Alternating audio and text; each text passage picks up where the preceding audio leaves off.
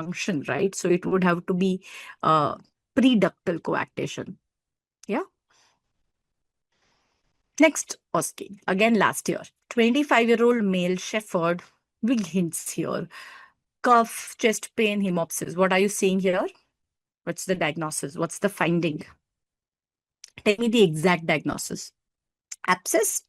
Really? Look carefully. There is a clue why it is not abscess. So look at the X-ray. Can you see these undulating margins? Look at the CT. It is so clear that there are these undulating membranes which are floating. Yes. So your exact diagnosis has to be ruptured hydatid cyst, isn't it? So this is your ruptured hydatid cyst, not just a hydatid cyst, because now it has air within it, isn't it? So describe the findings here. So you were seeing a round lesion in the left upper zone where you are seeing that there is a lesion with an air fluid level, but with undulating margins, suggestive of what sign? This is nothing but the water lily sign, isn't it? So you are seeing these membranes floating around. So this is what is a ruptured hydatid. What would be the DD? So yes, abscess would be 1 DD with an air fluid level, which is irregular.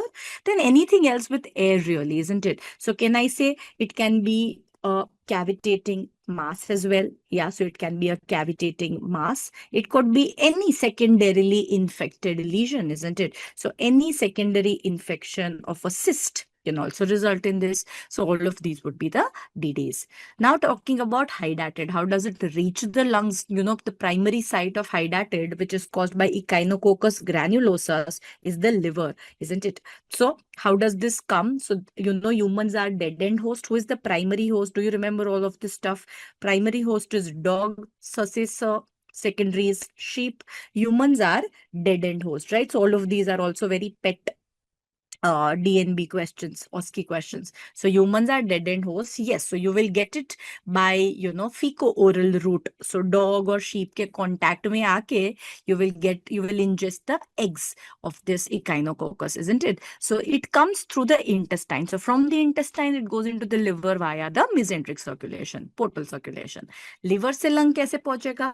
Again, it's the hematogenous route, isn't it? You know that the portal vein is going to come into the IVC, which will enter the right ventricle, and through the right ventricle, pulmonary artery, and then in the lungs. So most common route of spread to the lungs is hematogenous via the portal vein. That's why lungs are the second most common sites.